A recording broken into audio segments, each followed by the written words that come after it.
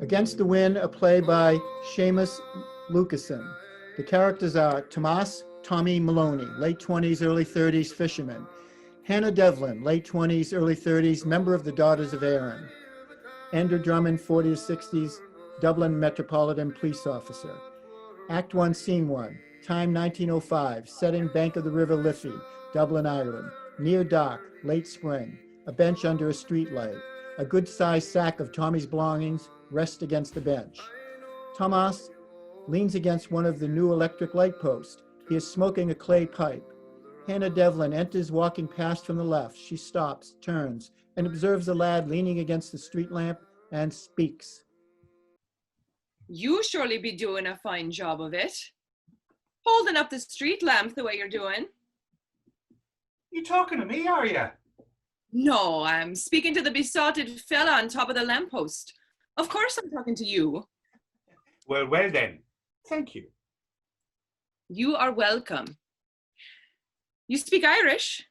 Well, I understand Irish. And who was it taught you? The Christian Brothers? A good one. You've caught me right. Sure, that must be it. One thing I am known in truth, there be three kinds of men who can't understand women. Old men, middle-aged men, and young men, such as yourself. Thank you kindly then for your keen observations, especially calling me a young man. Better yet, you not even be guarding those observations grudgingly. I be sometimes afeard to forget an Irish charm and how important it is to be fellas like yourself. Oh, so that's what you are about doing then, charming me. Conversing. Well, don't you despair. I am, and a power of people will be telling you, a poor converser. Converser? What? Were you born in the Middle Ages? You might want to be using conversationalist instead. You be a poor conversationalist. I'm not recalling asking your advice. Christian Brothers, indeed. I was just asking. It was you got your language. Who was it then put it on you? Well, me father. Your da was it? Well then, God bless yourself and himself. Mine never taught me nothing at all. Well, if you be looking for a confessional, you be on the wrong side of the Liffey. I am not. I just be mentioning a word about me upbringing and me own da's negligent contribution.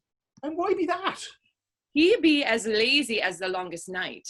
It be no lie, I'm telling you. Well, go on now. You need to be going on to St. Patrick's on the other side. I not be believing that shite. Your own father. Me father, Ian Devlin, feared working so much he wouldn't sleep in the same room as a stand-in broom. So you be a Devlin, are you? Hannah is Dom. Tomas Maloney. Tommy. You know, I knew a fella named Devlin once. A saint of a man he was. He could have been your dar. Did he ruin his fortune by participating in the gambling and the drink?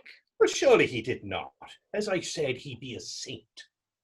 Then, did he ruin his future by participating in the whoring? I think not. Well, then surely, I'm saying then, not to be him. Well, perhaps he may be an uncle or cousin even. Surely, and I be saint of not searching for me lost bees. Well, let me be asking you, Miss Hannah Devlin, are you always speaking with strangers you be meeting, especially about family matters? Ah, you not be a stranger to me, Tommy. I've been coming up by this lamp nearly 2 weeks now, walking over there, out of sight, and surely you have been here each night in the same position, mind you. I have made myself contented residing here. There does be a power of young and old men looking for a decent street corner or a bench where they can find a place for sleeping. Be this yourself, Snook? What are you, an informer? Far from it. Well, it doesn't matter anyway. I be a lone fella, presently, with no roof near me at all. Far from home be you? Truth be told, each evening after the sun plunks down, I do likewise. Right-o there. Used to be, it was, during the winter, I'd be returning to Ben's Bridge, but now, I be now afeard. I'm no more liking the clatter of crowds. And I'm thinking it no longer be as cold. Aye. Well, it'd certainly be brilliant picking a location, having a light to read by, and electric too. And no rental charge either, mind you. Well, I'm thinking, Miss Hannah, Devlin, I'd be happy you've come by and stopped for a wee chat with myself. I'd be not getting many visitors after the sun be setting. It'd certainly not be like it's a sin. A wee bit of flirting never hurt anyone. Flirting? I thought we was chatting. Don't you be acting the smooth tongue with me. My goodness, aren't you the bold fella besides? Flirting, indeed? Oh, you be a flirter for sure. You just be more cautious than yourself. Well, and better at it.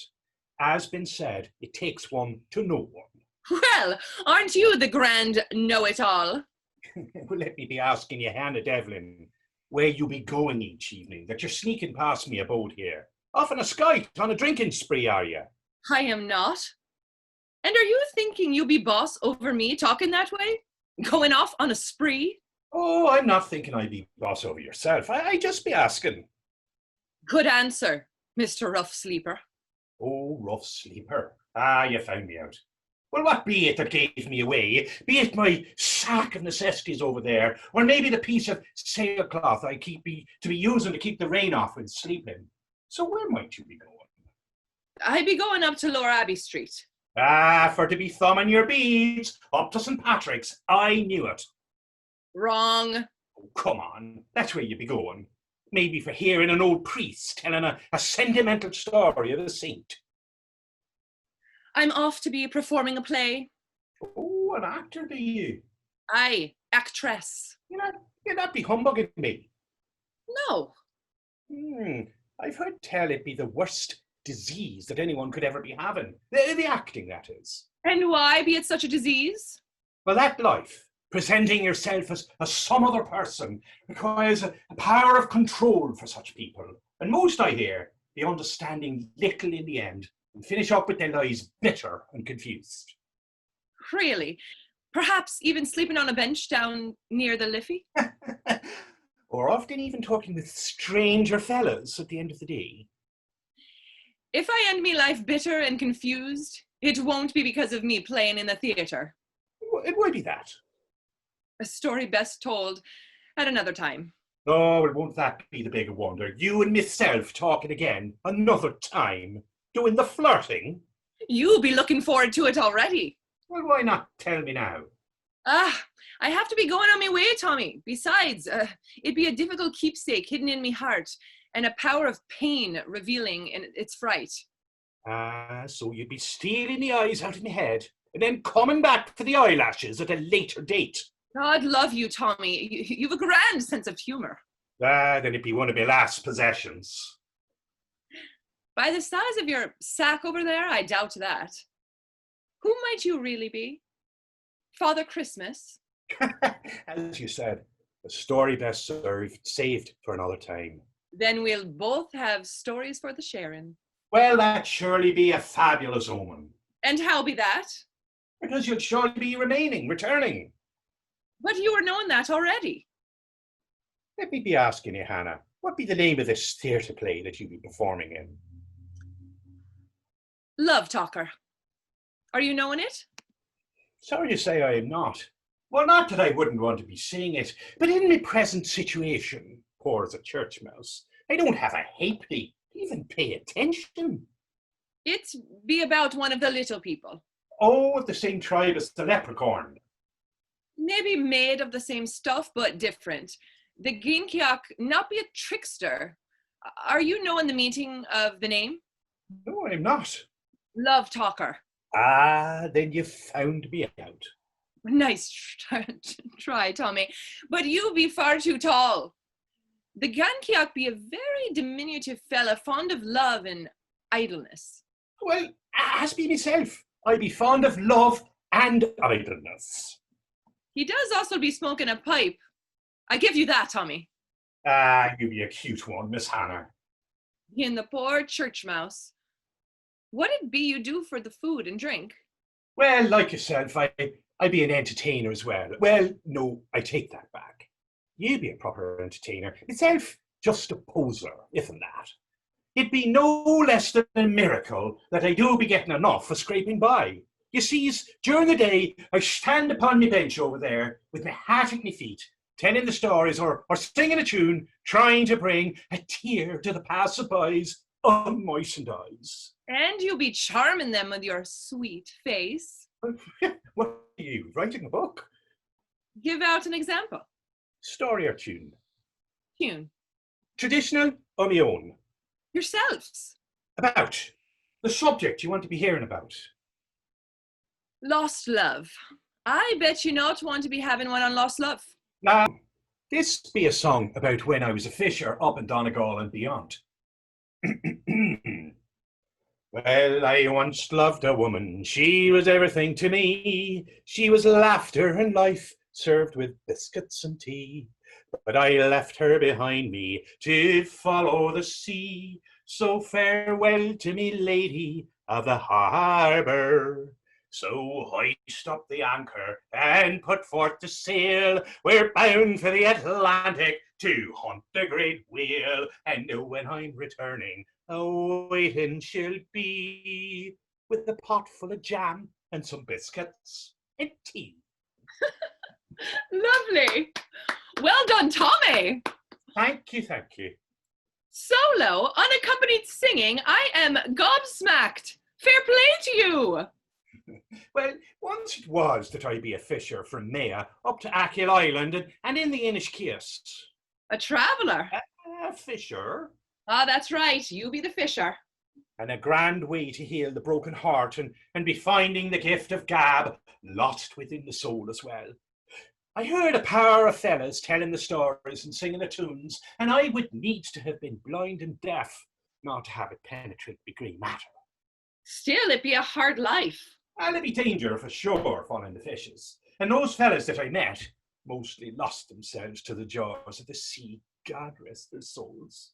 The fears and hopes of their families always be at the prow of their thoughts each morning before a boat be leaving the harbour. Fear be enough to make any man change his course. Be that your story too, Tommy? Well, from the time I was a young lad, I took risks and chances, and I'm thinking I haven't changed that much from then. And if in my life was to be ended, it would have been off of Mullet's west coast in the Atlantic. But enough about myself. You always haven't been an actress? That be a grand question. As I said afore, another time I'll be sharing. May I be asking a favour of you, Tommy? If anyone could, if anyone can, you've come to the right place, cause I be your man. I needs be using your lamppost there for a fortnight. And why might that be? For the placing of a poster? Oh, a poster be it, about your play. Not quite. Tell me it be not be political. There be laws against that, the political poster, you know. Aye. I'm thinking you be having the same emotions like myself, Tommy, and knowing the difference between right and wrong. Ah, Jesus. I'm thinking it be yourself needs going up to St. Patrick's. for to acclaim the eternal worthlessness. I be a grand pace away from judging you. Well then, thank you for that. Surely there'd be a sympathy between us, but I'm not owning the lamppost. There's no lie in it.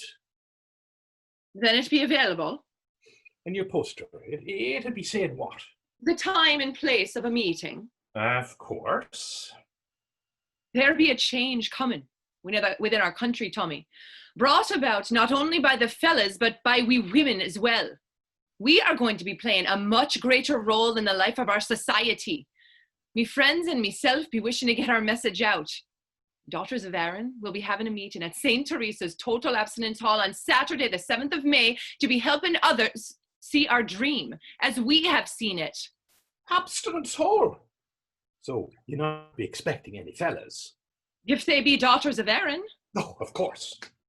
I believe some fella told me there be a law these days about placing political notices about the city.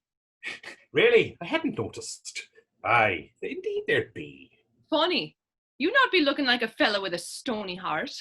You may strap up your poster, Hannah, and know that surely I will say nothing to no one of who it was that put it there or why. You'd lie for me, Tommy.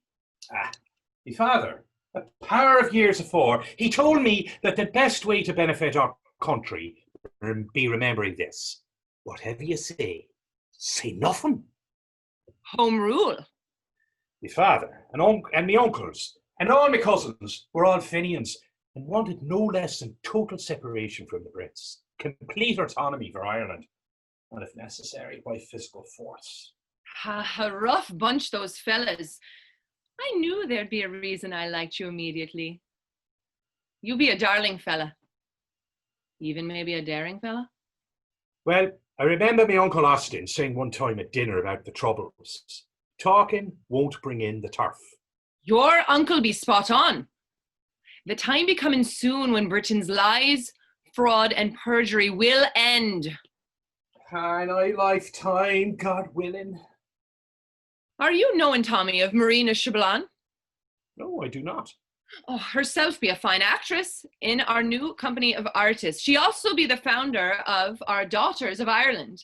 Her heart be as large as the counties of Erin. Me wish be that you one day shall meet her. Well, surely I'd be liking that. So, what be the true wish for your daughter's gaggle? Her sisterhood be not a gaggle. It be genuine, and it be for preserving Irish culture, ending Britain's colonization. Well, that's it. A place for Cayley dances. Go on, have your false uppityness. But mind you, since half our population be women, it's time for us to have a look at ourselves and be contributing to the transformation we be liking. Well, good luck with that. That'd be a fine goal, but hard to realise, I'm thinking.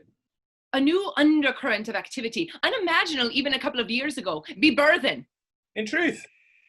Willing hearts with earnestness and determination. Lord willing.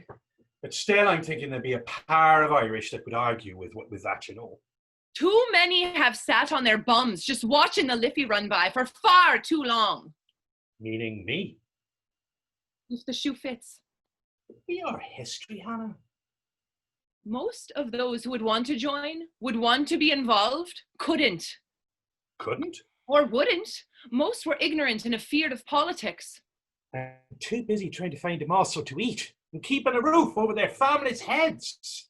Beginning soon, a new march, a new impetus going forward. Well, good luck with that. You have little faith. There be a grand resurgence approaching, and for those, as you say, afeard, it be time to shite or get off the pot. Well, you were right there. I know that. You know what it be that troubles me, Hannah? What's that? The violence. I not be one liking the thuggery. Truth be told, nor do I, but sometimes it be the only language understood. Well, it won't be easy. They, my relatives, they said that killing a man be the hardest thing in the world to be doing. No, it won't be easy, but now we be nothing more than turnspits and chatteling. With that said, I must be on my way. Well, you'd be right, Hannah. Our world has been going on far too long like this, from year to year. And never a bargain sealed. It'd be a hard thing, surely.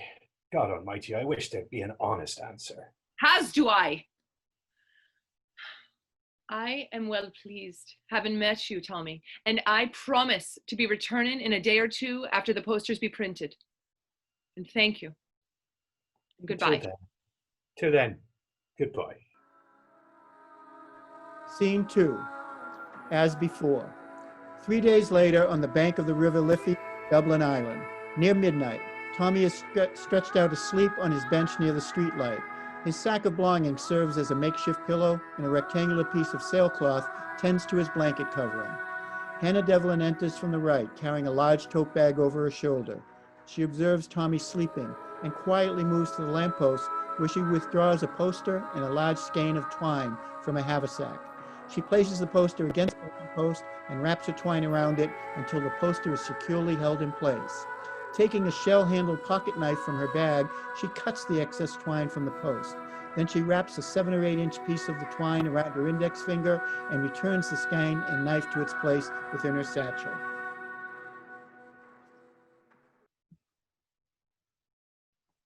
Thomas, have you missed me? Oh, so you's be back now, are you? As I said I would.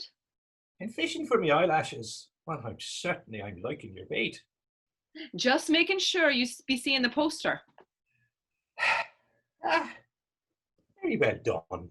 Nicely designed. I be liking it a lot. Thank you for that.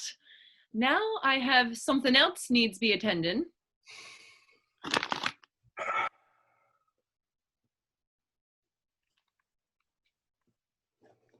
Oh, Sorry to say there'll only be a half bottle remaining. Those actors and actresses surely always be destroyed with the drought upon them. but surely there'd be enough drops left to embrace the finishing of our conversations. I be liking that immensely. And so do I. Sorry, I be having no glasses. Well, to your health as well. And how be your play becoming along, Hannah? I'm thinking very well. The writer and the director haven't yet killed each other, and both seem to be pleased with the actors and actresses acting. Not killing each other yet? Well, wait until the reviews be coming out. I doubt there'll be any reviews. They be just a small company getting their feet wet, and like most things today, it'll all be politics, with who are you knowing and such. So, how long be it that you've been an actor? I prefer actress if you not be minding. Oh, actress. Right, you told me that. And how long be you at it then? Be you wanting the long version or just a brief, exaggerated list of the highlights? Give out the facts. You're not going to like it. Let me be the judge of that. But give us a try. You know what they say. First you share your soul, and next it be your heart. I'll let you be in my soul if I can be in yours. Lord help us. You be a bona fide poet.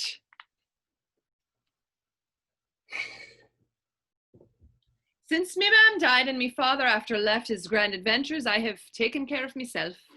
I'd be sorry for your troubles, Hannah. What age be you then? 15, near 16.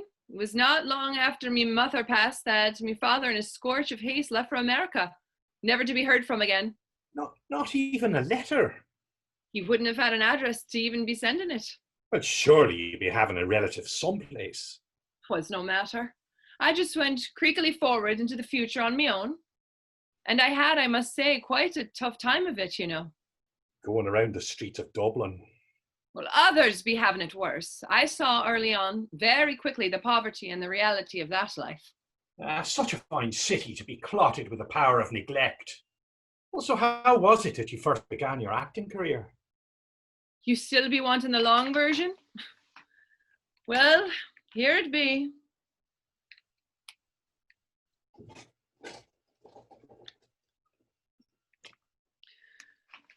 Once it was a while, along Grafton Street, a member of the British Authority grabbed hold on me and brung me to the station house. There he accused me first of running away from the mother and children's home, asking where be me baby. I told him I had not escaped, nor have ever been in the home for the unwed, nor having a childer for that matter. Next he said, bastard that he was, I be nothing more than a traditional Irish slut, selling me favours about the city. Ah, fucker. Finally, after bullying me hour upon hour, he told me he was taking me off to the Pellistown Public Workhouse, orphaned pauper that I was. Well, he certainly was a certified ignorant lout. That he surely was. The peeler told me that the workhouse was not a prison that I could leave any time it be I wanted. What he didn't say is that it was the most feared and hated institution ever. The workhouse was meant to be cruel and harsh as to not encourage people to stay. But I was blessed. And this be where I became an actress. The workhouse had an infirmary, and I learned that level of care was very poor, was bollocks. And you know what, Tommy? No, I do not. No qualifications were required for nurses to be working there. I knew right then I must become a worker in the infirmary, and I was starving to death in the workhouse. The food was shit stir about, and the treatment by the staff unbearable. It be a holding place for islands unwanted, and meself's wits were going to stay astray like an idiot's lunatic. Time is no great change and great uncertainty for sure. And all of that and more, but it made me strong. Me first acting role got me into the infirmary as a nurse, while I found I had a scant pinch of talent playing the nurse fairly well. It was shortly after that discovery I walked away from the infirmary and walked into the Irish Literary Theatre in the Old Mechanics Institute.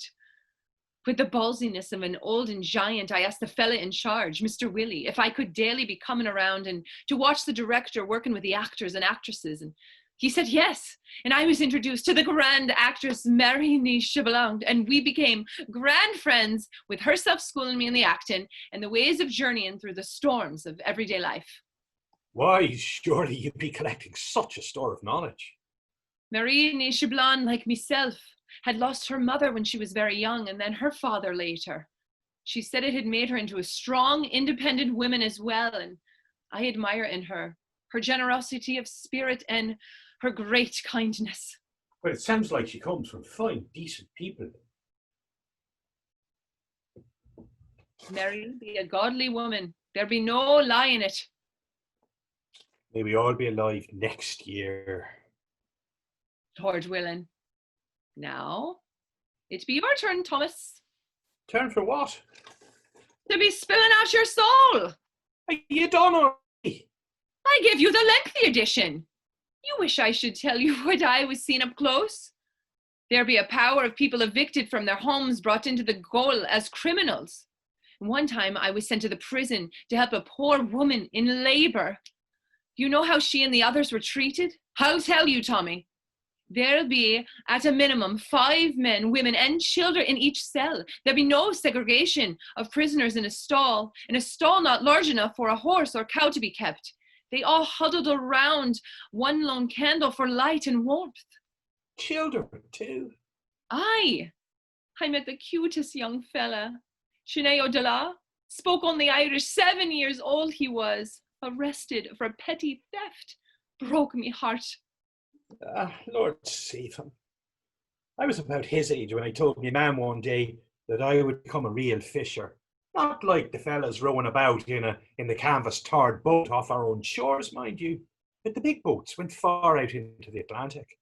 Took me 10 years more after that before I left home. So, you be born near the water, Tommy? I was bred and buttered on the great Blasket Island, off the coast of Kerry. And after a power of wild adventures on the sea, I returned to land and built my castle here underneath the lamplight upon this bench. And a fine light and bench they be. Well, I have always been a fella enjoyed the running of my days, and I have known plenty, and I have known less, seen to happiness and misery. But one thing for sure be that the sea be a grand teacher for an Egypt such as myself. Hard work, without repining, a life ploughing the seas. Seems that to be a worthful living.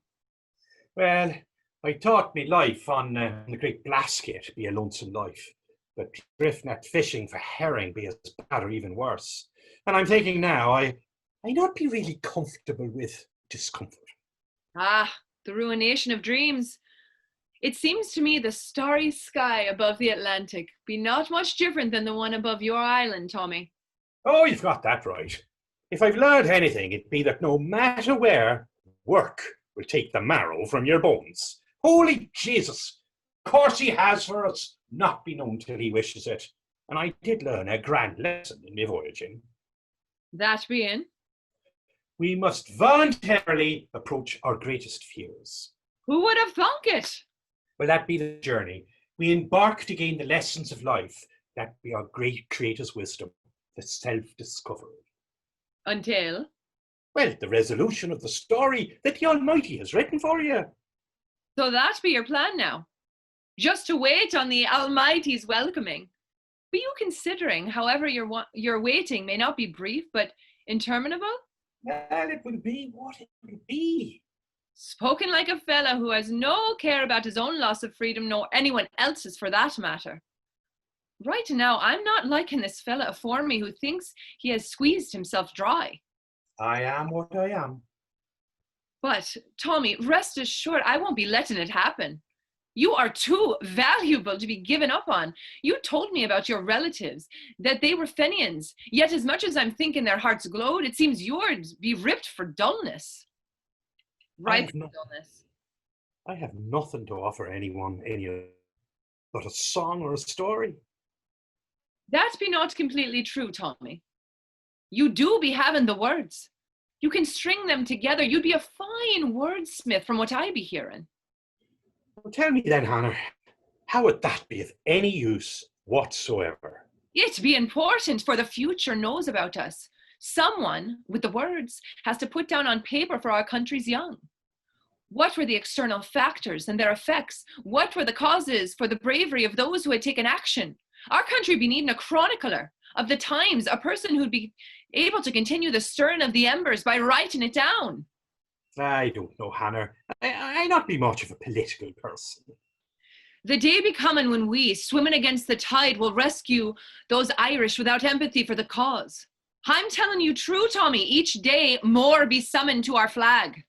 And how many years will that be taken? As many as it does. Through open rebellion, through harm. If need be. Let you be knowing that British campaign in our country be concealed from the whole fucking world. All actions by babbling Balfour, the Prime Minister of Misery, be done for the beating down of our population. Harassment and frightening cruelties be the standard operation of each day.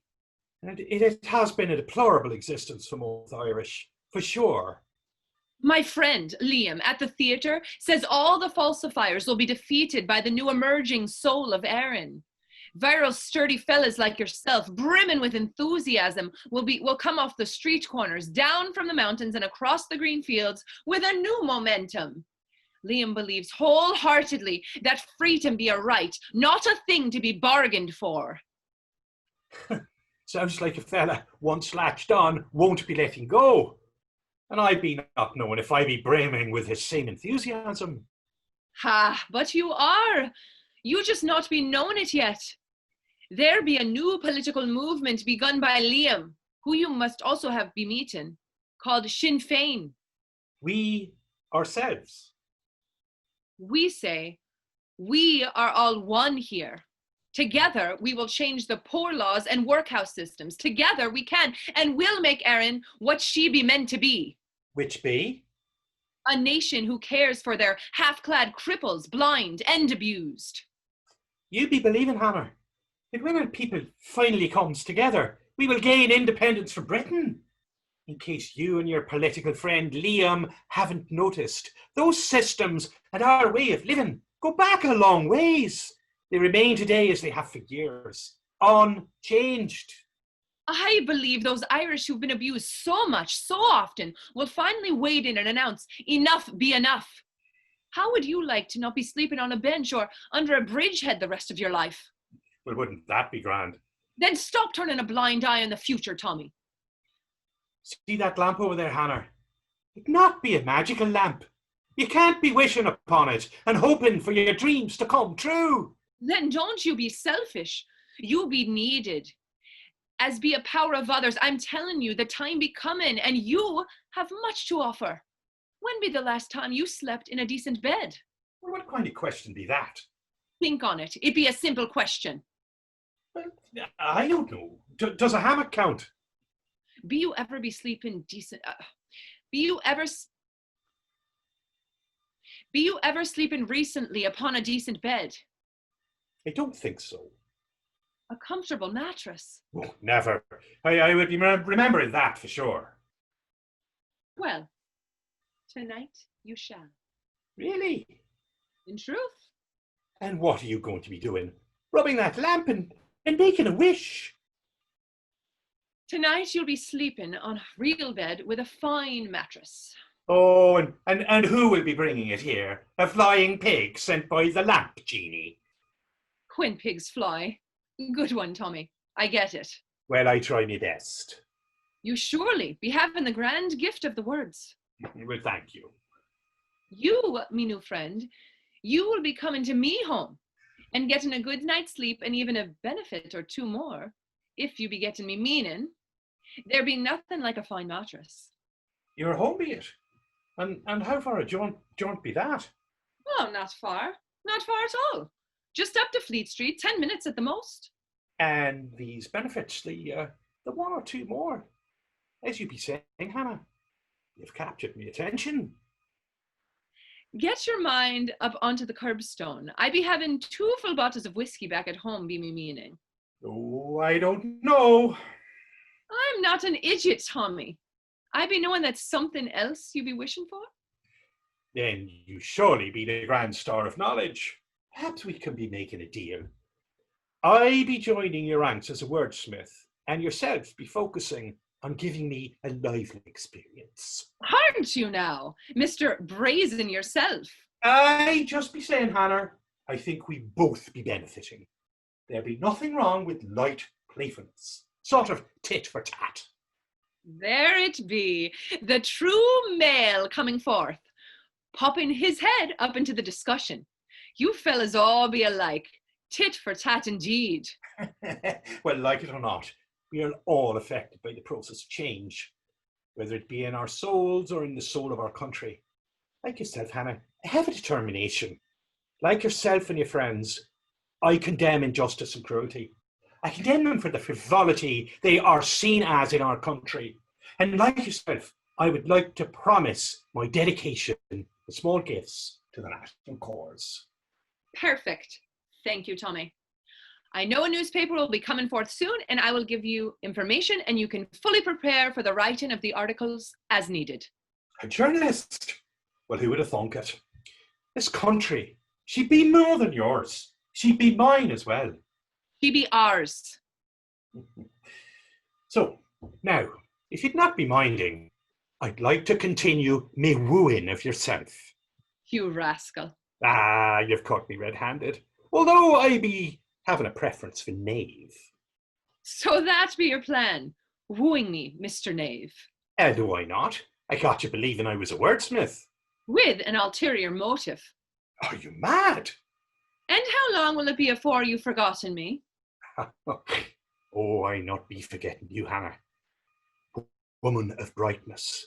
Not only are you beautiful to look at, you be having a fine brain as well. So it be me brain you be after.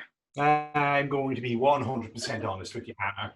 Surely you'll be seeing that I'm sleeping on a bench underneath a lamppost each evening, and I don't have a pot to pee in, and all the clothes that I am owning, and most likely for the remainder of my life, are stuffed into that sack over there.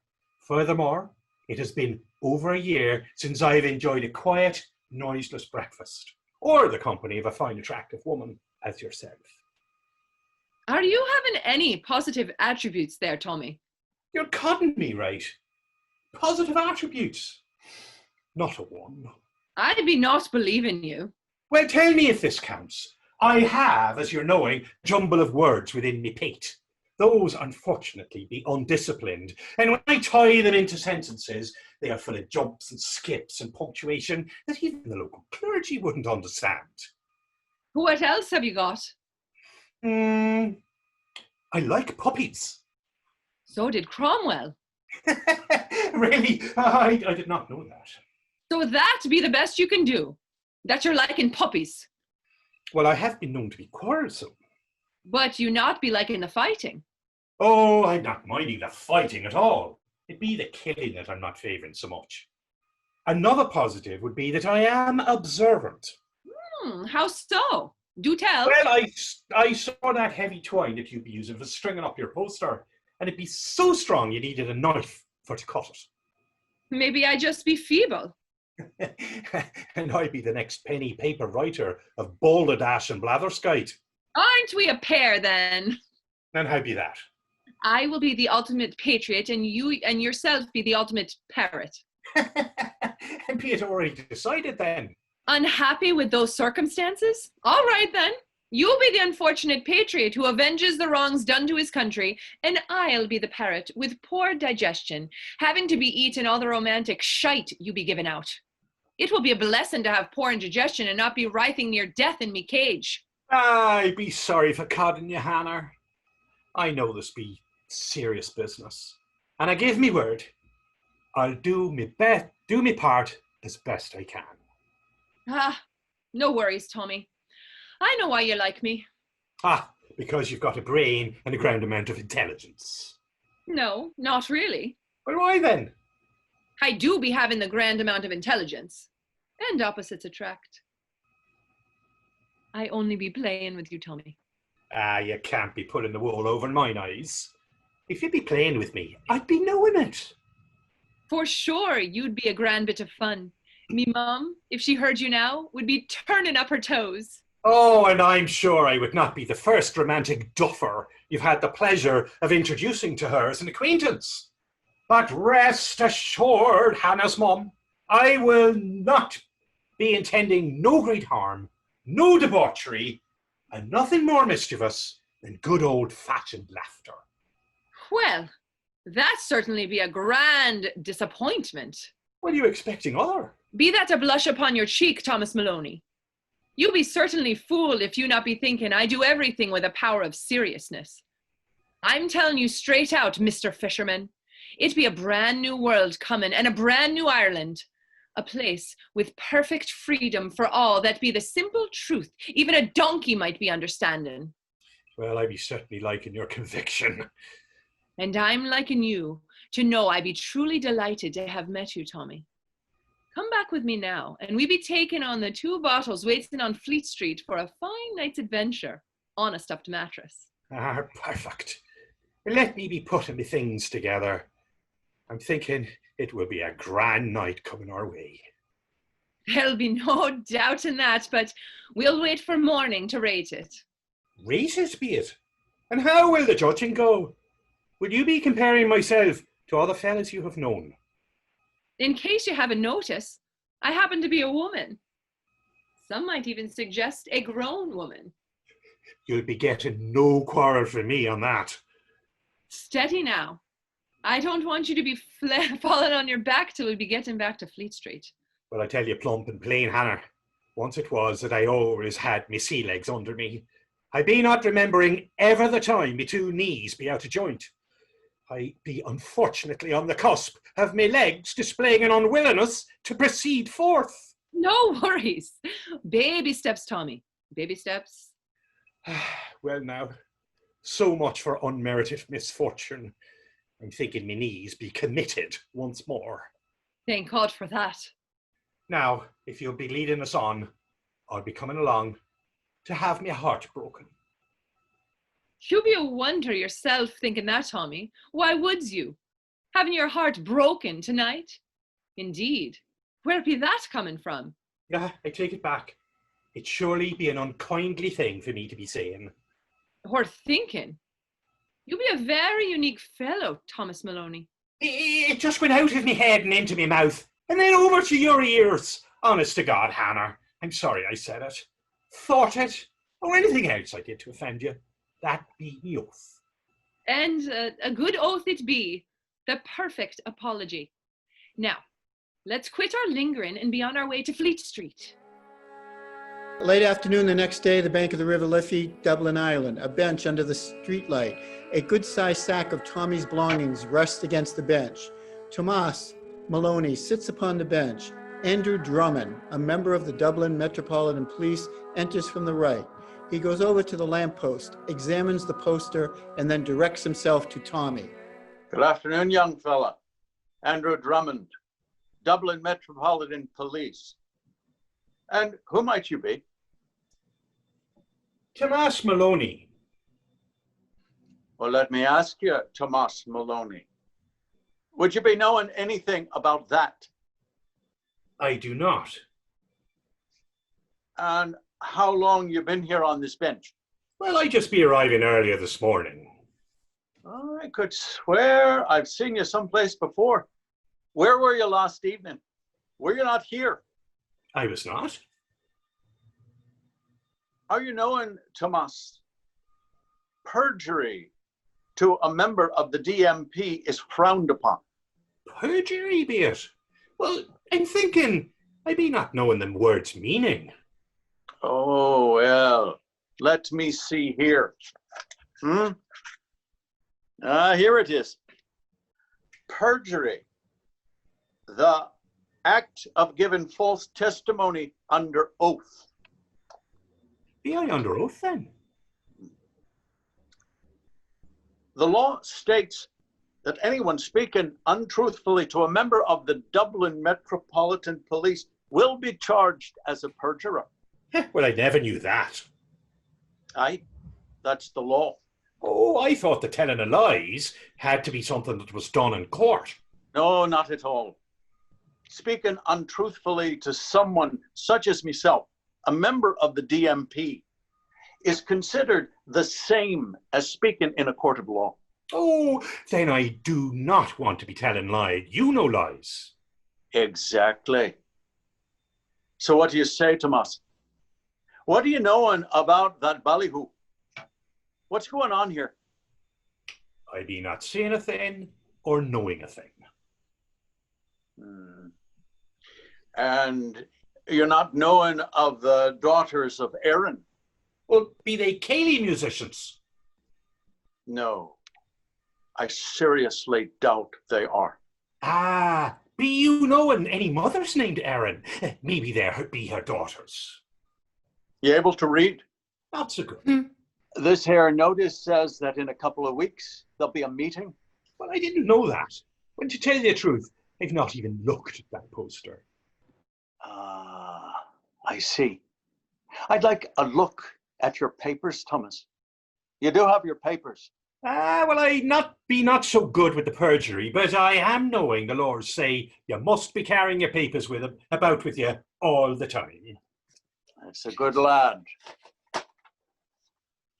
Ah, so you're born on the Great Blasket? Aye, have you ever been? No. Says you're a fisher now, are you? Well, I have been. When was the last time you were out to sea? Oh, a while ago. A while ago is not an answer. Months? Years? Last week? Oh, 2 months ago. And how long's it been you've been here in Dublin? Well, it'll be 6 weeks, more or less. But where might yourself be from, Officer Drummond? I can tell by your accent that you not be Ireland raised. Oh, I be Ireland raised. Northern Ireland. Belfast, to be exact. Oh, turning the green orange, be you? Well, I knew you couldn't have been born in Ireland, Irish. And to continue, what have you been doing to survive without starving to death? Oh, I tell stories. Would you like to be hearing one? I'd very like, much so. I like stories. Tell me the one about who it was put up the poster on the lamppost. Well, I be not knowing that, and I told yous already. I know that. You see, there's one problem. Oh, and what be that? I'm not believing you.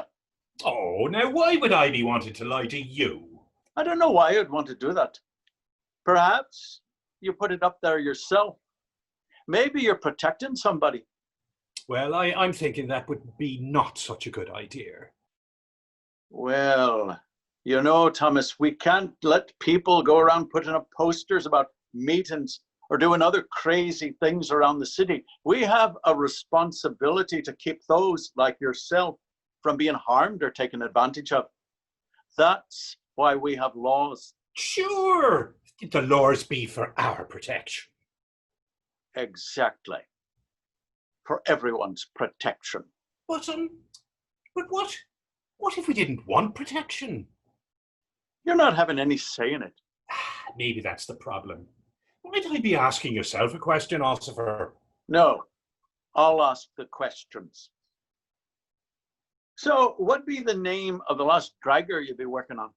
A year ago, I'd be on the Hullside trawler, the Queen of Song. And who was it in charge? The skipper be Brendan Carberry, a fine fella. He be possessing unmatched knowledge of net hauling. Oh, good for him. So what is it that brought you then to Dublin? Well, most thought the seas be overfished and the competition growing too much between countries. There'd be a general scarcity of fishes and shellfishes. And so you come here to tell your stories. I guess that's better than brawling on a street corner. Are you carrying a firearm? I am not. And why, Officer Drummond, would you be asking that? I'm asking because I think you might be.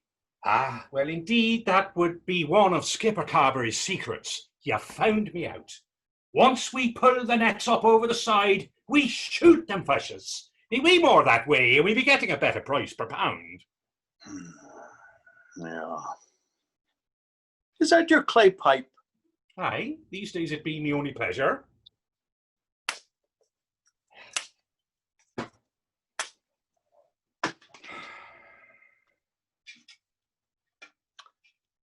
Are you seeing how easy that was? Well, that should be notification for you, Tomas. That as easily breakable that pipe was, so it is with yourself. I wish you hadn't have done that. That'd be me granddad's favourite pipe. You didn't have to be doing that. I've learned that on the streets of Dublin, that a demonstration usually is a grand way to get a message across to, so to speak, get a Dubliner's attention. As you said, to keep those like myself protected from harm. Exactly. You found me out. Aye, I found you out. And let me be adding, that'd be a bit too well for me liking. What is it you think you're knowing? That on Sundays, you attend Mass at St. Matthew's with Father Pillow. That you believe you can bully anyone into doing your wishes. And that you believe power be just and might makes right. And you, Officer Drummond, I'm thinking, have a shiteload of problems. Fuck off. You be a shocking, undecent human being saying that sort of thing. Are you knowing now who be Satan's most prized possessions? Ex-policeman as yourself, Officer Drummond. You are about this close from my taking you to the station. Oh, do they be serving tea? Drop it for Christ's sakes, won't you? Oh, got the religion, have you now? I'm going to tell you once, and only once, mind you. You've got a nasty, sarcastic mouth on you, young fella, and you're about to be spending the night in the cell down at the Nick as a result of it. Oh, here it comes, your justification for being a brute. Are you not listening to me? Oh, I hear you distinctly. Then why do you keep yourself at making the smart remarks? Are you daft? Daft be it. Sticks and stones will break me bones, but names will never hurt me. You are becoming very tiresome with your nonsense, and I'm not liking it, Mr. Huckster. Oh, and what are you going to do? Overprotect me? The devil take you. Oh, I be forgetting. You be in his queue already now. I'll tell you, for starters, if you think yourself be sitting there everlastingly, you'd better have a think again. It's time for you to be moving away from this place and not returning. Oh, then aren't you the Good Samaritan? If you're looking for a good Samaritan, join a choir. Are you scolding me, Mr. Officer? No, not at all. I'm fond of you. Oh, fond of me be it. For what reason be that? It's those like you that are keeping food on my table and my wife happy. Have a missus, be you? Be she more interesting than yourself? What is it has got you to set yourself so much against me? Do you think it's fun walking these streets, finding the deadbeat vagabonds like yourself sleeping in an open doorway? Well, this not be an open doorway. You know what I mean, and Well, I do. And as you be saying, it does be keeping the food on your table. Well, lucky for you, there'll always be those like myself to be bossing around. And I'm thinking it must be a very hard time learning all those laws in your little book. I could never be doing it. ignorance of the law is no excuse for breaking them. You know that I have lived by a law myself. Oh, truly, and what is that? Do no harm. So, no matter what the Cayley band plays, you're hearing your own music. Have you not ever heard of the survival of the fittest? Be you lecturing me now?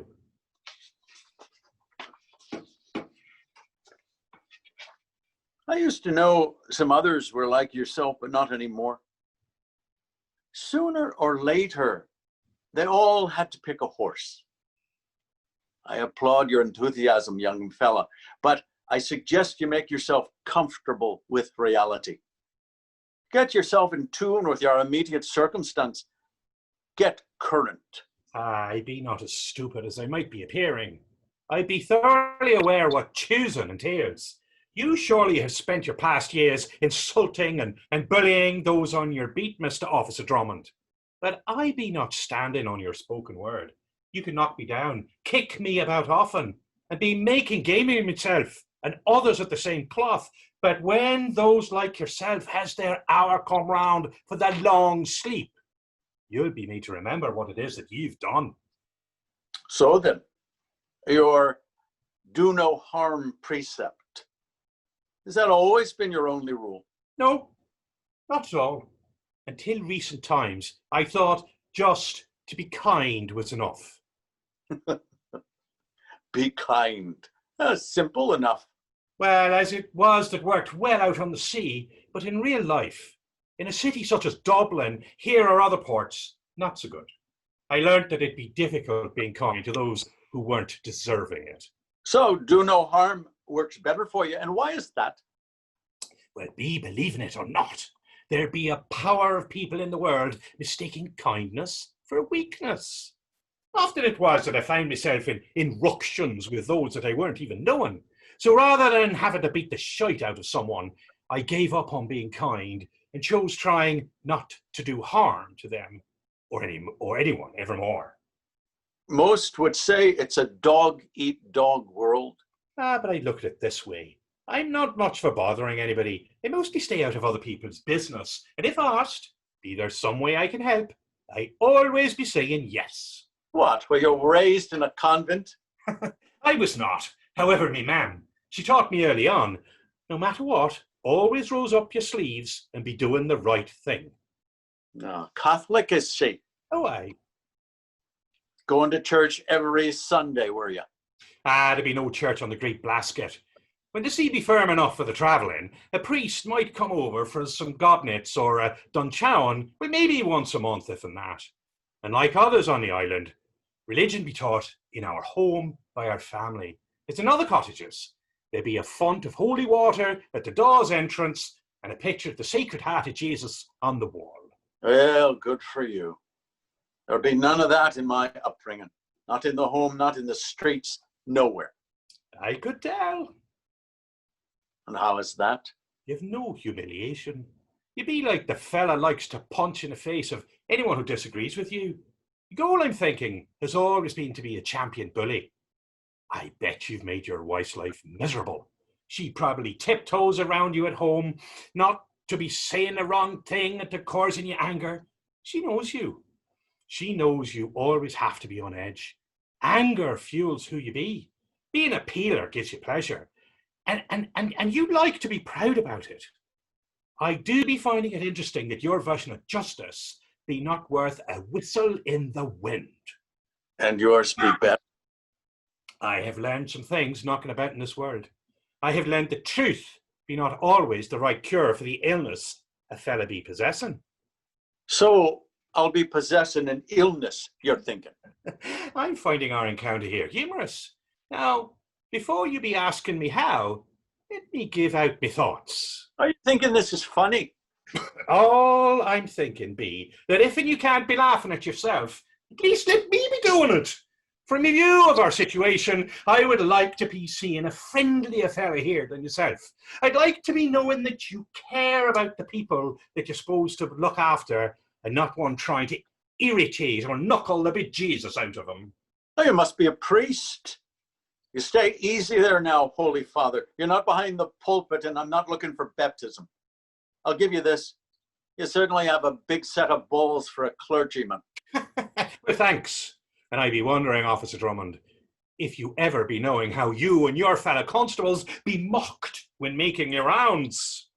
I never let anyone make game of me. Oh, really? So you've never heard yourself or your mates being called out as polluted pissers or plastered police?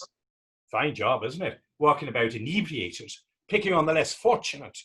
I could tell when you first approached myself by your smell of booze that tonight be not a good one for Tomas Maloney. Nervous, are you? No, truth be told, I'd be surprised. And how is that? You be letting me rail on all this time, saying unpleasantries to yourself, and you not having yet a cuffed and dragged me off to the station. Oh, no worries. That's coming. I can tell by the gleam of recollection in your eyes that be something you've done afore. That's what we polluted peelers do. Well, might I be knowing the charges?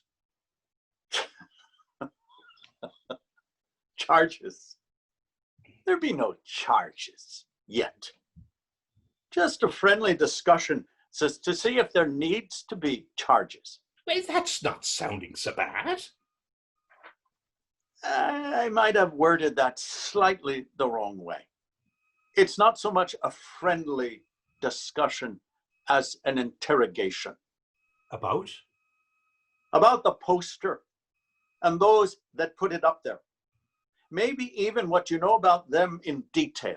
Well, as I said previously, and I be thinking you already knowing, I be scantily supplied with brains, and I be knowing nothing about the poster or the daughters of Erin, nor who put it up there. No brains, have you? I'll not be believing that for a minute. I think you were enjoying this little game we have going on here. I'm knowing there be others, the likes of yourself, has grey matter enough, but still, all in all, you're not sufficiently enlightened to bear the responsibility of freedom. There'd be freedom. And who be it that determines that? Queen Victoria's son, Edward VII. Be he the one that was sweet-mannered? Good-natured. Limp-wristed? A girly man? Indeed not. King Edward VII has more women than stars in the heaven. Oh, a philanderer then. And a better than good one, I'm thinking. So, would you be letting him be at your own wife? That's enough of that. Enough be it. A simple question. Would you or wouldn't you? Shut your fucking mouth. After all, the king be the king. I heard it said about royalty, especially those like your Edward, that the king have the same wife for life. But she not always be the same woman. What be you thinking on that, Officer Drummond? Does it make your blood run cold? Think on it. Your king has the rule of all, and all be his subjects to do it as he pleases, whether they be Irish or British. Your lot, Officer Drummond, be no better than mine. It be to give way to your king's commandments. Your wife be his wife. I'm not here to be mocked by the likes of you, you lousy prick of a bastard. Let me be asking you, Officer Drummond, do you haven't any children? One on the way. Well, be it yours or some other fella's? I do be taking all sorts of scruffy lumpers to be making the world go round. Well, let me be asking you this. Be your wife an easy lay? Be she working at the knocking shop, the brothel? Well, Mr. All Piss and Wind, I'm going to cart you along to the station now. Be it something that I said. No, you will be able to make all manner of statements down there. Oh, going to the station, am I? Well, at the least I'll be meeting the other pigeons like yourself. I'm going to enjoy giving you a good pasting, as will me other mates when I tell them what you're thinking about them. Once upon a time, long time ago it was, I'd be fairly good at the brawling. But I'm not doing that anymore. What I'm telling you, Officer Drummond, be that you and your lads will be beating on a fella who will offer yous no resistance. A human punching bag. There will be no problem with that at all. Well, then I be having one further question for yourself, and a yes or no answer will suffice. Are you still beating your wife, Officer Drummond? Yes or no? I'll not have you speaking like that to me. Short-tempered be you?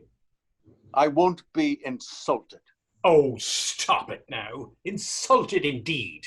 You enjoy using your fists. It gives you pleasure. Truth be told, you be embittered because you be without hope.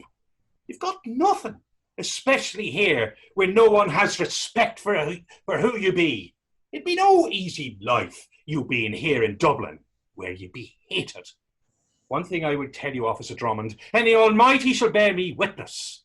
You can strike me a single time or 100 times, but I will not resist.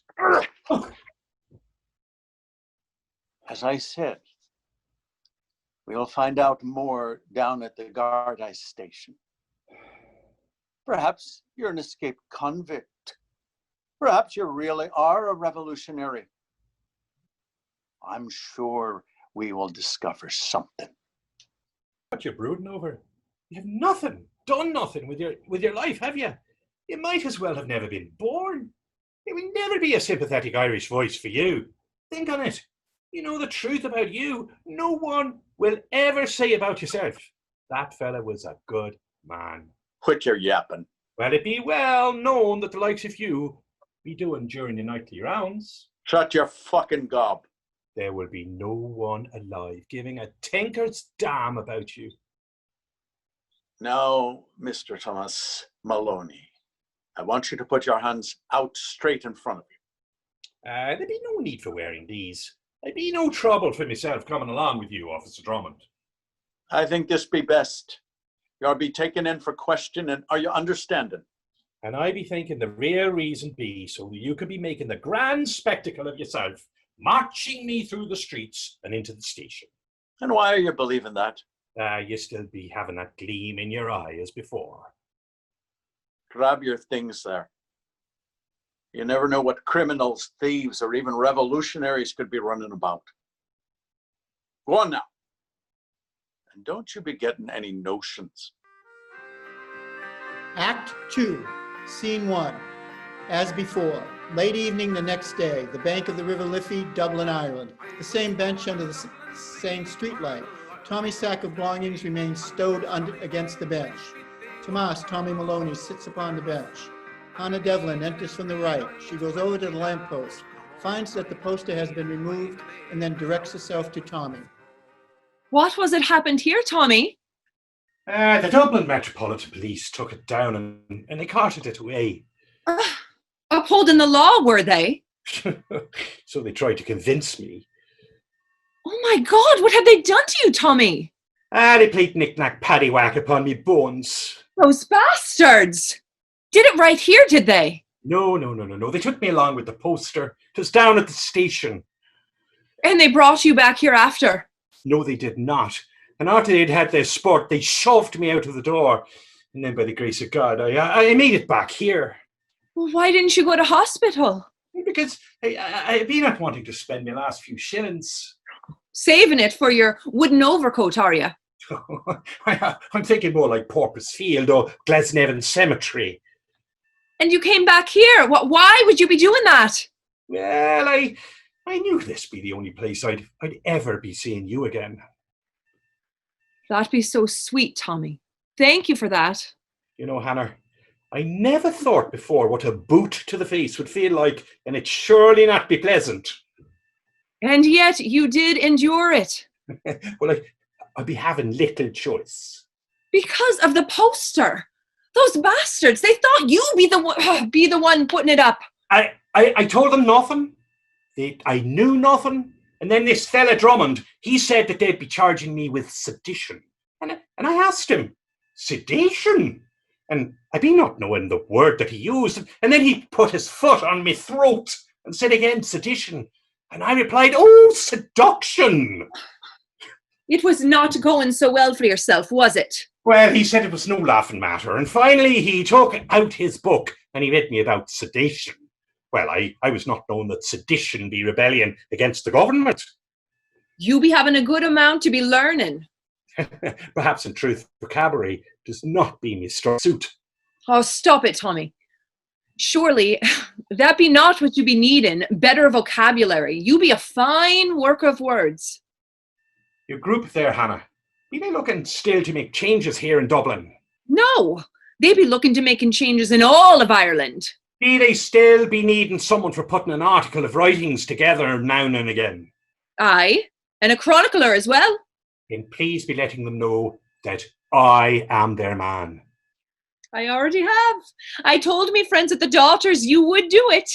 And when was that? It was after you and I first talked. You see, Tommy, I be a grand reader of souls. Some would even say I be a witch. and you still be knowing that I won't be causing no harm through violence. I'm knowing that, and I told Liam as well. Let me be asking you, Tommy, have you always been feeling that way about violence? Oh, well, for power of years, as a young ladine, I never be given a thought on it. As most, I'd go to the mainland now and again for a pint or two, and I had me scuffles and the conflicts, and never was one for giving any thought upon it. on the great basket, religion be taught by me parents, and on the day I left home, I put it aside. Until? I'm thinking I tell you, and you'd be thinking, and very quickly, mind you, that I'm a crazy fella. And meself be a crazy woman. Fair play to you, Hannah. Well, to be making a short story of it. Well, I be fishing on the trawler Encounter, when in a fierce storm I be swept overboard, and I was melting into the sea like a firkin of butter in a hot fire. And our skipper, Michael O'Reilly, called by his crew Mokray, leapt into the sea for me rescue. Well, me own heart blackened as I sunk deeper, and it be then, and I swear it be true, that me life's events flashed through my memory in an instant. God's love for me kindled within, as Mokray grabbed hold on me trousers and pulled me back up to the tracker. And I knew then that I'd been given another chance for to be saving my soul in the hope of salvation. And since then, do no harm? Aye. So, you be speaking with God, were you? You know, it not be like that. It was a feeling, a knowing, revealed knowledge to myself. In that brief moment afore me, while drowning and awaiting judgment, I learnt what be required for salvation. I learnt that faith be voluntary and shown best through love and kindness to others. And it all became clear? Oh, as clear as a ringing bell. Well, I, for one, certainly be sure the other night was boisterous. I tried my best. You done good, Tommy. You be steady. Thank you. More than once you be putting a red glow on me pale cheeks. And for myself, that next morning be the first time in a pair of mornings that I'd woken without the shivers. I have heard it said that a bench be not the best place for amorous wooing. And where was it that you heard that? You be a sleep talker. And how am I knowing that you be telling the truth? Perhaps after your face falls back into place, we could have a try at it again. And this time, you be listening to yourself. I'm thinking I be not looking not so good. It'd be quite a thicket they've made of your mug, Tommy. But not as bad as a boiled covered leprechaun. I've never been seeing a boiled covered leprechaun. Well, perhaps I shouldn't have kept telling them, no, go on and kill me. Why would you be saying that? Because I have always, me whole life, been a wise arse. Then the Lord have mercy on us. So how long has it been you be wanting to live like a holy man, Tommy? Officer Drummond be calling me that too, holy man. Are you thinking holy men be wise arses? I'm understanding you be nearly drowning off your trawler, but what be happening to you since then? And don't you be putting lies on me. I just be knowing that hurting or killing be not what I should be doing. Like most, I only want to be needing a bit of comfort now and again, and like yourself, I just be trying to find me way. And you've no mind that the peelers beat the tar out of you yesterday. Well, I be knowing one thing for sure. And what be that? That those who be giving out their harm will be in the end twisting and writhing in agonies much harsher and crueler than ever they have been given out. And I not doing it myself. I'm sorry, Tommy, that you took that going over because of me. Well, it was no help either that I retched on Drummond's shiny constably issued boots. Fair play to you then, Thomas. Well, since my struggle with King Neptune, I have wondered, how do you gauge someone's will to live? Be you listening to yourself? And last night, with me going over at the station, I didn't really too much care what those fellas be doing. I thought of it this way. What do these lads and myself have in common? Nothing. Well, I be thinking, accepting that we all be there at the same time. And they be beating the bejesus out of you. Well, the funny thing be, and I was feeling that I was looking at it from afar and just watching some old fella receiving an untimely trouncing. Myself, not even offering any resistance to the blows and the kicks. Sadly, that be the problem now here in Erin. As simple a matter as putting up a poster be the cause for cruelty, a powerful misuse of authority for what should be free speech. It be today's notice of the now and the future. And I was told by the Peelas to not be coming back here to this bench. And you not be listening. I'm not wishing yourself, Hannah, to be thinking that I be the fella failing to reappear. I may believe in do no harm, but I be no coward. I'm knowing that full well. Once it was that we put in Stromness for some net mending, and me mates and myself washed up in a pub called the Old Red. I'm not knowing Stromness. Oh, it's a grand seaport place up on the Orkney Islands, far north from here. And I swear I, nor the other fellas, could be understanding nary a word that was spoken there. So I leans over and I say, "Do you ha which?" to this large Viking-looking lad. And he in turn butts me in the noggin. Well, and so the punch-out begins. I tell you, Hannah, it be one compact fracas of fists, heads and feet flailing away. And after it was, well, I learned from the publican that the Viking thought that I had said he be shit. I take it soon after that you nearly drown. Aye, and sworn off the fisticuffs. Well, you be not having to worry about that. You just be stringing the words together so as to incite those others to our cause. Incite? Invite. But you sure that's what you said? Excite. No, I don't think so. I think what you be meaning, spark off. Perhaps then you be right. To hasten to your course. To arouse, awaken, provoke. Inspire. Encourage. That would be our country be needing, Tommy. Inspiration, a willingness, and a knowing of what to be doing about their haggard situations, their detoured ambitions. It could take a year, a decade, or a century, but when that spirit be finally rekindled, it will be happening. For sure it will be happening. And I will try my best to help with the splicing of the thoughts. I will do it fit if it be in me ability. I know that, but sometimes it be hardest to whiten the blackened heart. Have faith, Hannah, have faith. Oh, excuse me for not knocking. So, what are we having here?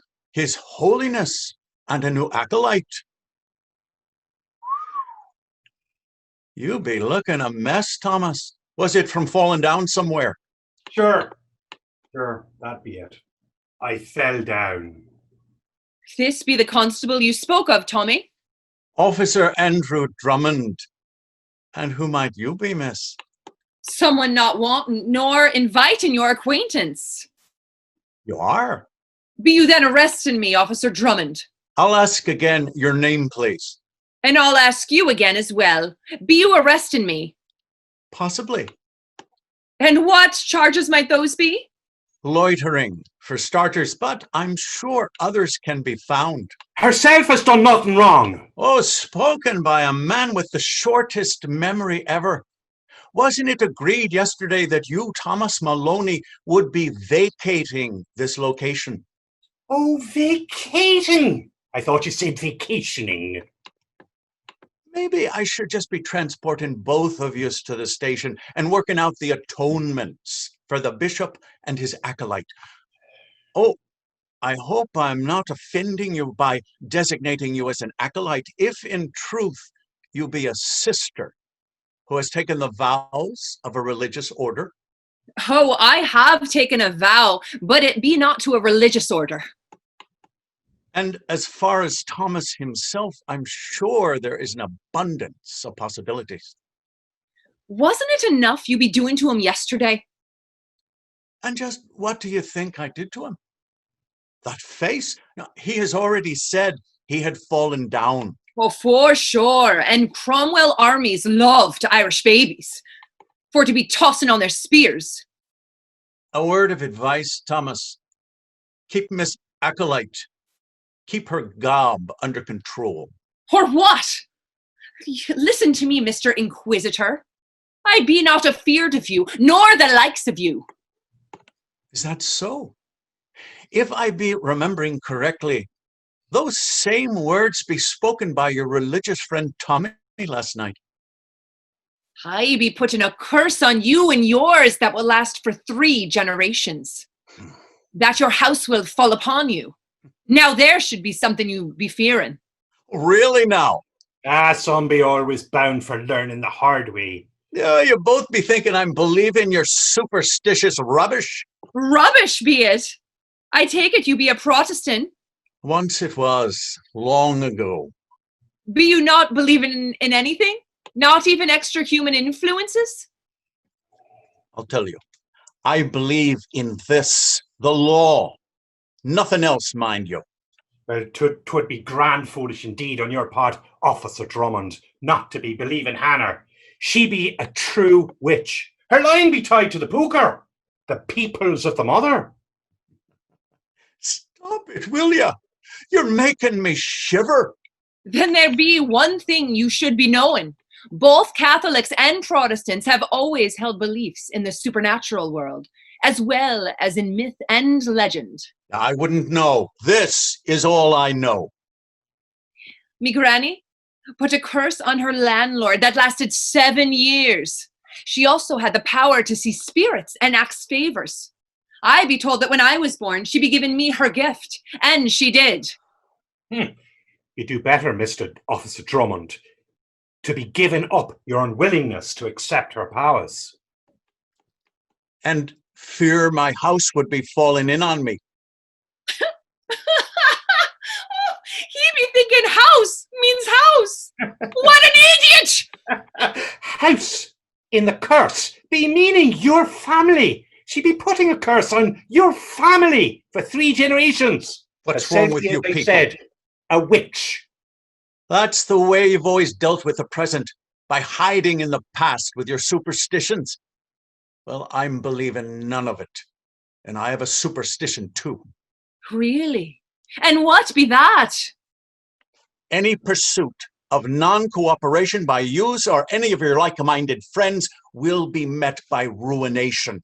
Ruination! Worse than it be now? Taken down to the Nick for a party. Good one, Tommy.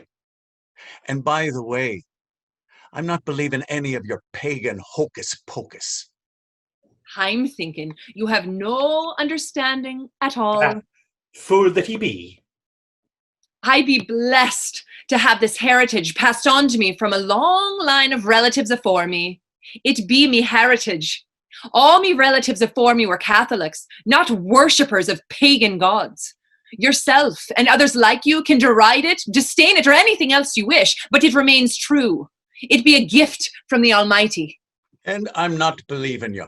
And we both know who you be. A blastling bound for hell. Yeah, so says the other incorrigible. Yous both be nothing more than hardened cankers. And who be you to tell anyone anything? You be the fella that goes straight out of the station door to the nearest pub. Fuck you. Be you hearing that, Hannah? A true example of his religious mindedness. I'm thinking that Officer Drummond has already had his quotient of pints for the evening. So says the fellow with one eye shut tight. Might I ask to be seeing your papers, Mr. Maloney? You be codding me.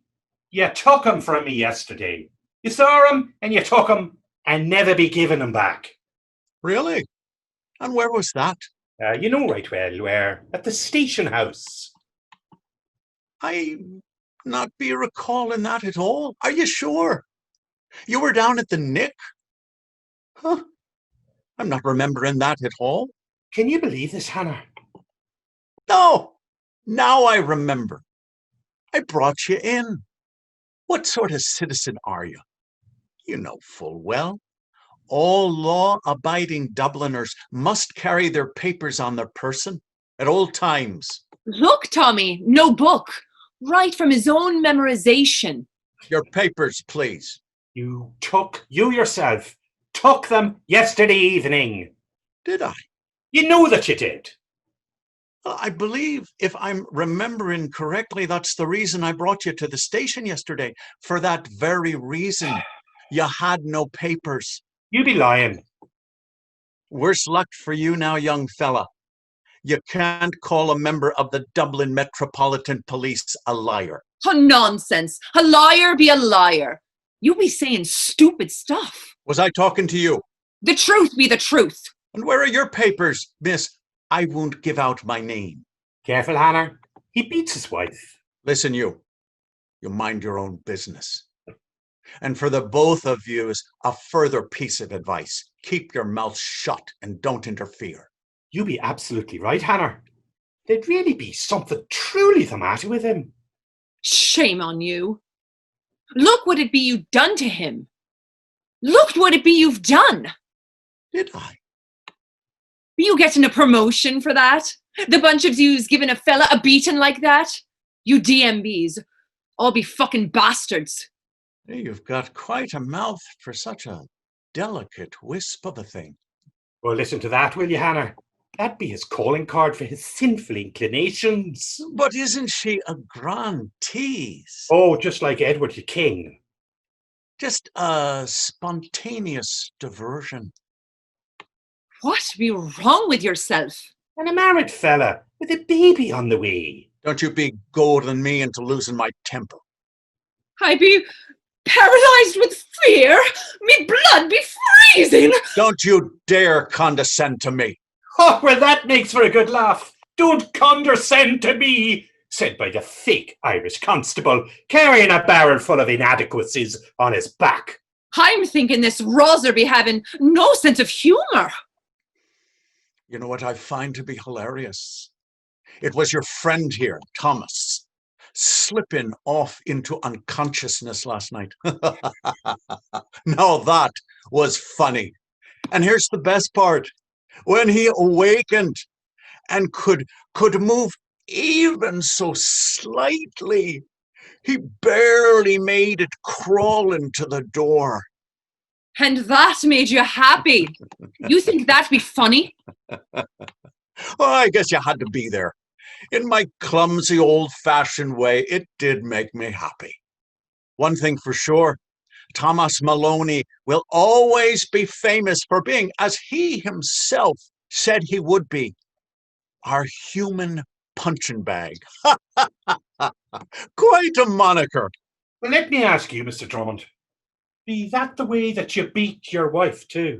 You play around for a while looking for her weak spots, and then you start banging away at her face. Be that the way you do it? Maybe kick her once in a while too. I bet that'd be exactly as the some smug son of a bitch does it. Probably invites his off-duty mates from the Nick to beat her about as well. You be always coming at her, weren't you? That's right. You found me out. I am a relentless, passionate man. And how many times would you do it? Once a week? 6 times a week? As often as needed. And I am a very needy fella, I don't mind saying. First, I'd soften her up until she was ready. You be a genuine fucking monster. Oh, please, don't call me names. You're hurting my feelings. What happened to you? To be so evil. You be a real prick. Now is the best part. When she, my darling wife, is finally, completely unresistant, I fiddle under her knickers until the moment is right. And then, steadily, as steady as a hammer on an anvil, I do my business. You loathsome pig. Pig? I don't think so.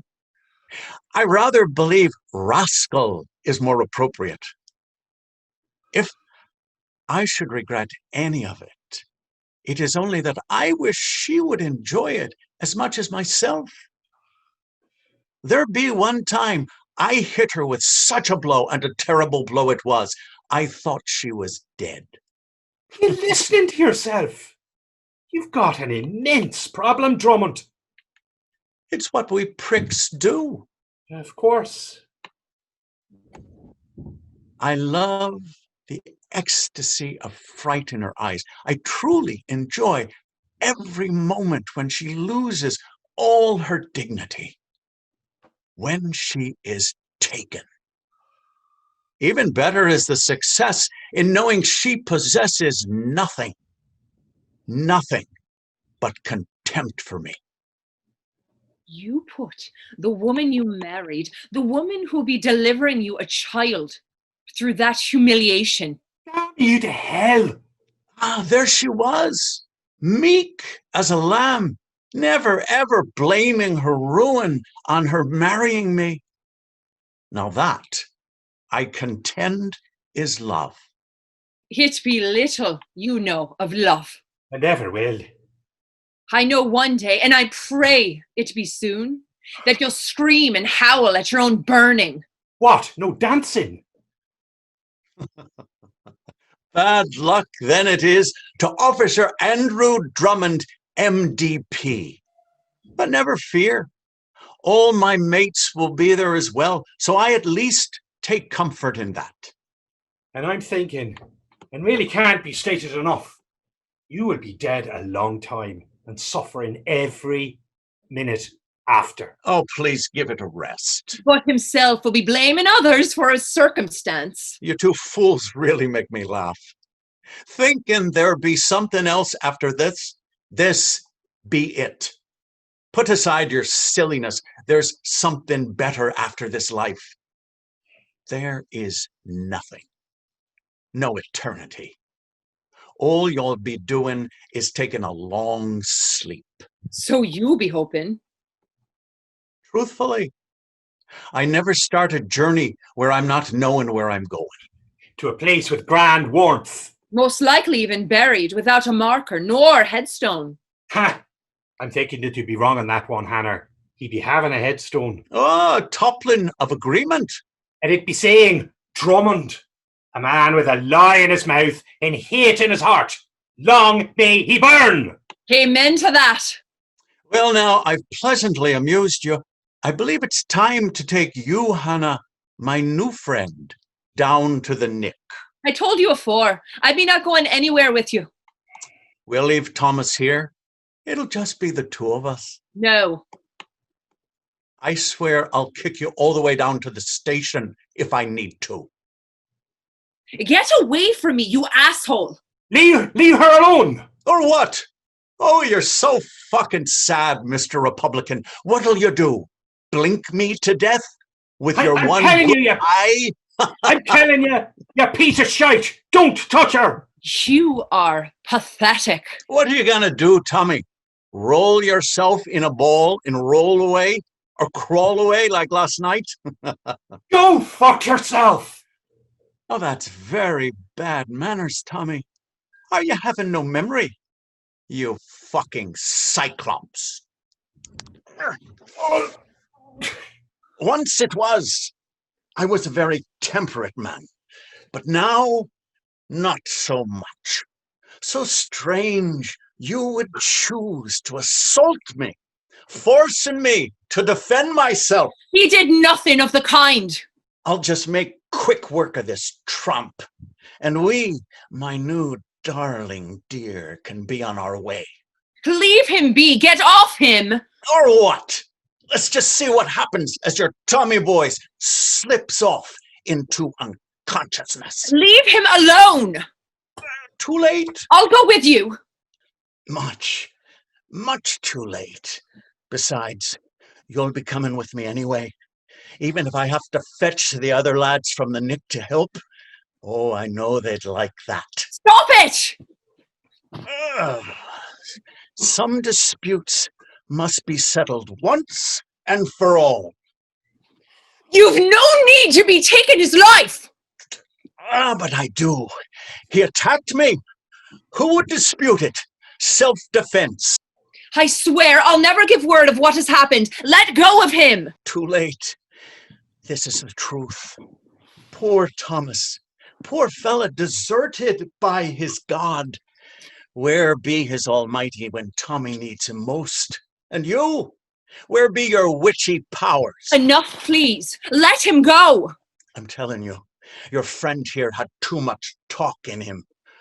But that is always the way with you people, isn't it?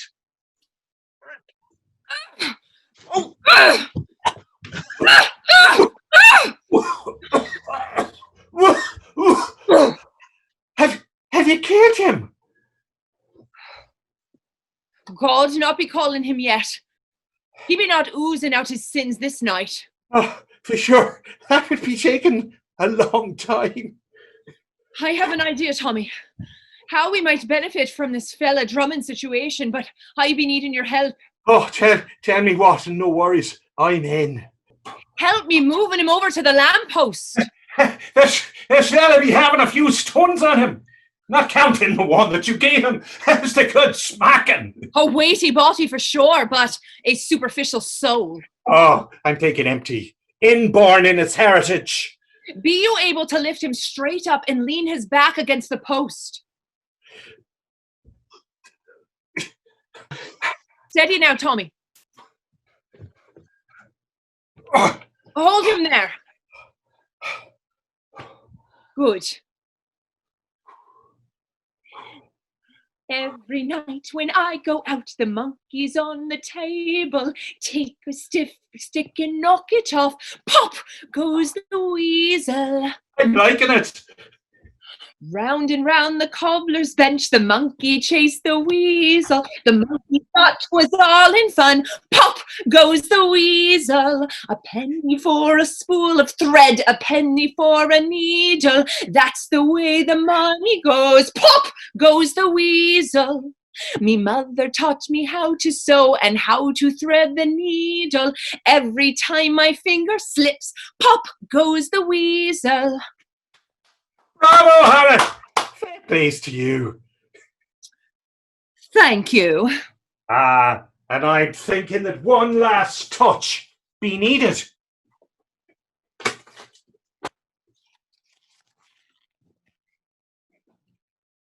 I like it.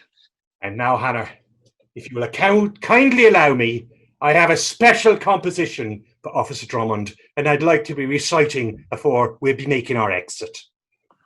Please do, Thomas. This be the piece that I asked to deliver to you before, but you had no interest in hearing it. Against the Wind. There once was a man from Belfast who kissed his King Edward's fat ass. He smiled as he puckered and pleasantly suckered the fumes from his Majesty's gas. Perfect, Tommy. Perfect. I'm thinking it be what he does best. He be a fine, hardy example of British authority to come. Sure. I be only wishing that I could be there on his last day, wishing to see him burst into flame. Now that I'm thinking, that would be grand entertainment. For sure it would. I'd bet when he comes back to the world still paralyzed with indignation, he'll be giving more thought on his mad dreams and lies. Well, you, Hannah Devlin, have certainly put a dent in his vanity and boasting. And clout to his head, be a well-placed knock. You're welcome. And fine a blow as I ever be seen. And you not even haven't killed him. What's done is be done.